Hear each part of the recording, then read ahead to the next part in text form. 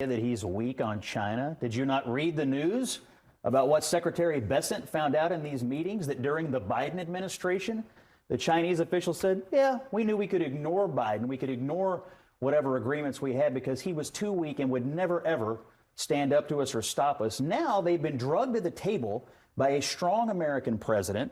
And for all the talk from China, from Beijing, oh, we're going to outlast the Americans. We're fortified to outlast the Americans.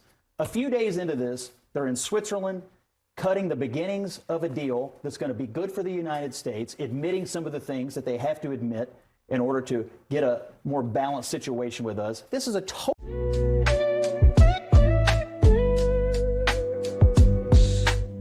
What's going on, everybody? Welcome back to the channel. It's your man Wise, and we got to check out this clip here. Scott Jennings doing what he does best, schooling a panel of liberals who just continue to bet against President Trump. Just continue to do so. And it's laughable, to say the least, because what we do know is that every time they bet against him, those videos, those takes, they don't age well. Like, share, subscribe to the channel. Turn the notifications on to all so you never miss an upload. Hey, and come join us Monday through Friday, 9:30 a.m. Eastern on this channel, ARP in the morning, one of the livest live shows and one of the best chats in all of YouTube. Come check us out. Let's get into it. Donald Trump over the last few days has touted win after win. He's been doing so many things, and it appears that Congress is sitting at the sideline saying, okay, I guess there's nothing we can do. And that's how the public views Congress right now. What is your response to that, the way that the public is seeing all of this? That's accurate. That is what the Republican-led Congress is doing, is absolutely nothing. We're legislating on reducing regulations for walk-in refrigerators. That's the kind of stuff that we vote on right now. And actually, I think the public would like us to have a say in tariff policy. I mean, I don't think that Trump gets a lot of credit for cleaning up his own mess. You know, my 4-year-old gets credit if she cleans up her own mess, but the president, not so much. What are we actually getting here? Donald Trump is weak on China, is the bottom line. He's weak on China. He's been weak on China for a long time. And look, I've got no quibble with the Chinese people, but the Chinese Communist Party, yeah. Like, I don't like it when they're stealing our ideas and our businesses. I don't like it when they're trying to start a war over Taiwan. I don't like it when they disappear people who disagree with the regime, although maybe that's where Trump finds some companionship with Xi Jinping, the same way he has a bromance with Vladimir Putin. Scott, you want to jump in? I see you. This whole idea that he's weak on China. Did you not read the news about what Secretary Bessent found out in these meetings, that during the Biden administration, the Chinese official said, yeah, we knew we could ignore Biden. We could ignore whatever agreements we had because he was too weak and would never, ever stand up to us or stop us. Now they've been drugged to the table by a strong American president. And for all the talk from China, from Beijing, oh, we're going to outlast the Americans. We're fortified to outlast the Americans. A few days into this, they're in Switzerland, cutting the beginnings of a deal that's going to be good for the United States, admitting some of the things that they have to admit in order to get a more balanced situation with us. This is a total win for the president, and it's a total win for the rock star Scott Bessent, who goes overseas and pulls an amazing rabbit out of a hat. But do not forget, they told him we ignored Biden because he was so weak and we could afford to do it. You know you're losing. Not to mention that this is a win for America. This is a win for American citizens. Let's just add that on top of it. I mean, these people, they suck, man. They really do. They would rather Trump fail and us lose than us actually get a good deal. And the last time I checked, when it comes to negotiations, you don't always get your way.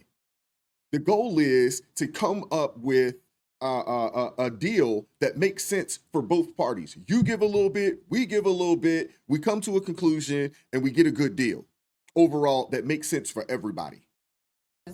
When you have to bring Joe Biden into the narrative. I didn't say it, the Chinese did. No, they are losing. I agree with you. The Chinese are losing. The reality they brought it up. No, the reality is when you have to make your point, they brought it up. Refer it back to Joe Biden. It's not me, it's what them. is happening is not working in your favor. Nah.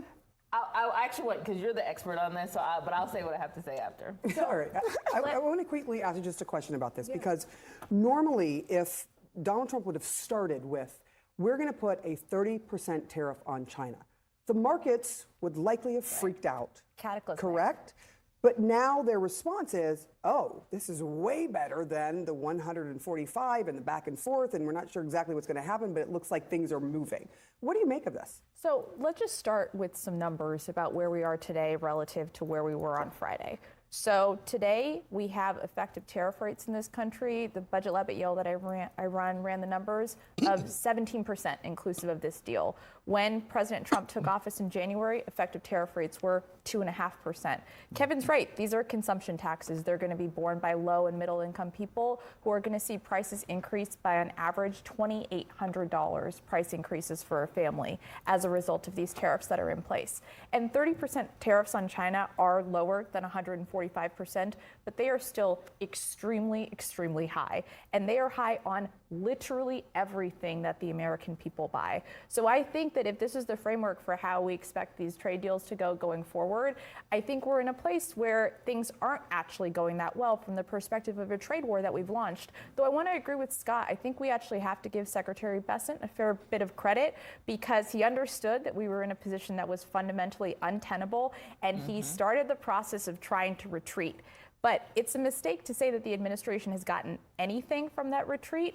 I mean, a lot of what you said, Kevin, you said rumors and innuendo. I haven't heard anything about IP or anything about access to courts as a result of this deal. I also remember being at this table and saying we have to stick it to China because they're our greatest national security threat. And I don't see how this deal actually plays into our favor in protecting our country anymore. The bottom line is that the tariffs were rolled out. They should have been rolled out better. This is not the first pause. The reason why it's pausing is because the headlines were not working in Donald Trump's favor. We have reporting from inside White House staff saying this to reporters at our own network, that he did not like the reporting, was afraid of no food on shelves, and people didn't like just being able to buy $2 if they wanted to buy 10, and so he needed to do something. So call it a win if you want, but the cost of living for Americans is still going to go up. Don't take my word for it. Don't take Mr. Wonderful's word for it. Take the market's word for it today. They know it's a win. They know we're in a better position. They know we're in a better position. It only had to do that, and it only rebounded because for the last, so many days since April 2nd, it's been in total instability because of We're ahead Donald of where Trump. we were. We're ahead of where we were on April 2nd. The market is in a worse place today. That chart is very helpful. The market is in a worse place today than it was on Inauguration Day. So the market, so you're going to pick a date. Where were we on April positively- 2nd? And what was it Scott, year over year? When the market responds positively, it's always when the administration moves away from the Trump administration's focus on protectionism. That's exactly when the market reacts positively, and that's what we expect. What you're not liking is you don't like watching sausage being made, because this administration does something that none other has. Make it all open, make it all transparent. There's going to be volatility, which, by the way, has ended up being an incredible buying opportunity. Just when you're in the guts and concerned about how bad it's going to get, had you bought the market at the dip, you've had a phenomenal year. The point is, you can't just look at it by the hour. You got to wait for the outcome. Now, Trump is unusual, and look, what I've learned is don't look at the noise. My goodness, you can't deal with Trump's noise. Look at the signal. What's he trying to do? Reset world order on trade. VAT taxes work in almost every economy on earth, between 7 and 14%, including all the European countries and Canada. And this is a consumption tax that we can't put through here a popular basis at all. It's coming in the form of tariffs, and I think it's going to. Hold on, let me get Congressman Moulton in here, because I do want to talk to you about the numbers you just heard from the Yale Budget Lab. If Americans voted in Donald Trump because they wanted their prices to be lowered, and the prices are what the Budget Lab came up with, which is about $22,000 plus a month or a year more that they would have to pay, Look, is this worth it? They're not there yet, but they're going up. And I just want to agree with Kevin. I think that if you bought the dip, it's great. I agree with you. It's great that the stock market rallied. But I thought this was about working people. Mm-hmm. I thought this was about lowering prices. I have a Marine buddy of mine I served with who's a hedge fund manager, and he loves this right now. He loves the volatility. He's making a lot of money off of it. I haven't seen any jobs come back to American factories. I haven't seen prices improve for American families. I think it's going in the opposite direction for the people who Trump says he's Most supposed people to don't help. have money you ought to to read buy. I The think you ought to dip read is so most folks that are in the dip, when it goes lower, they just lose more money. They don't Okay. have the disposable income. sorry. And I don't mind watching the sausage being made. I just want to make sure there's sausage at the end and that I can actually afford it. Oh, I really don't like that lady. But I'll say this: Kevin's absolutely right. People don't like how the sausage is being made. Legacy media doesn't. Us regular people, working class, middle class people, we enjoy it. We enjoy an administration that is transparent. We enjoy a president that is being transparent and being open with the ideas and solutions that they want to try and that they want to implement. We actually enjoy it. I enjoy it. And I'm sure a lot of you guys that watch this channel enjoy it. The other thing, working class people, and we talked about this when they said that the market, was up. I said this, a lot of folks, they didn't have money in the market. And if they did, because of the 29%, inflation over the previous 4 years and the amount of people that had lost their jobs over the previous 4 years through all these massive layoffs that have happened dating back to 2021, they didn't have money in the market, or whatever they did have, they've taken it out already. So I said this, markets, when it dipped, it's at a discount. If you can afford, please do it. It made complete sense. But to sit here and say that, oh, well, he hasn't brought any jobs back. I mean, it's been 4 months. And the reality of it is that the month of March, the jobs numbers were pretty good. The month of April, it actually exceeded the numbers from March. So there is some growth that is happening. It is happening. But no one is dumb enough to believe that these are overnight fixes. And when we talk about, trade deals and trying to get a better deal for America, we also understand that we also need to be willing to play the long game.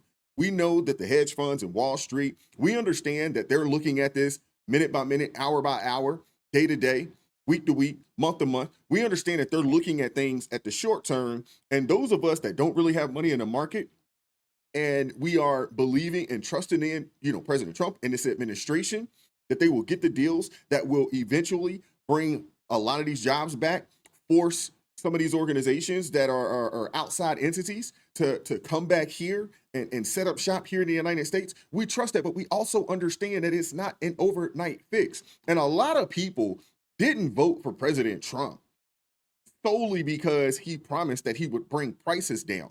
They voted for President Trump because the Democrat Party and their agenda is wicked and woke. That's why. Yes, we want the prices to come down. We want to see gas and eggs, and we want to see all that come down. We want to see these interest rates come down. Yes, we want to see jobs come back. Of course we do. But we also are not interested in the Democrat Party's woke Marxist agenda that, that want to see little boys turned into little girls and vice versa. Wicked books being pushed and peddled, in our schools that won't allow, and schools that won't allow parents to be and have full control over their children's education. I mean, I could go down the list of the things that the Democrat Party that we are just not interested in. We don't want open borders.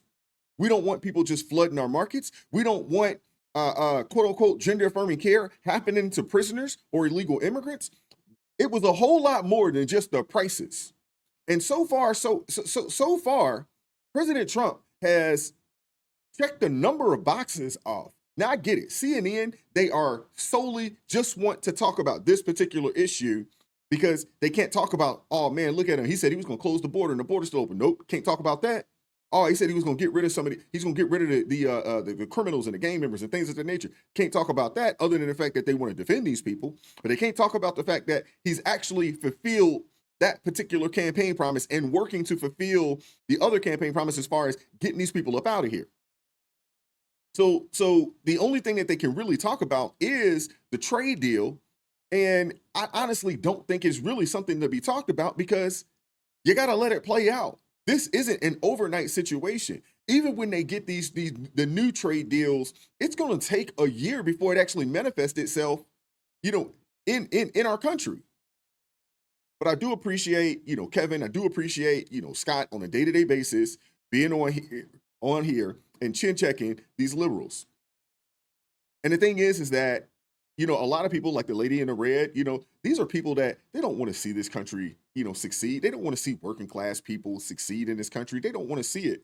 Because if they really did, they would understand that this isn't a quick fix. It isn't an overnight fix. There's no such such thing as an overnight success.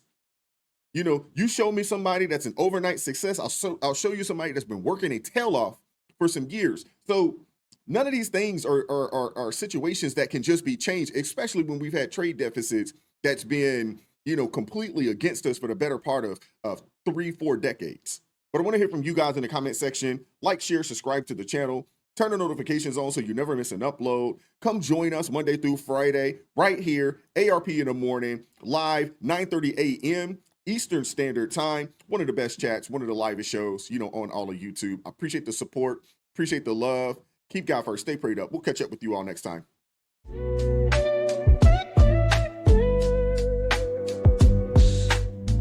Life's so raw, can't hide the truth.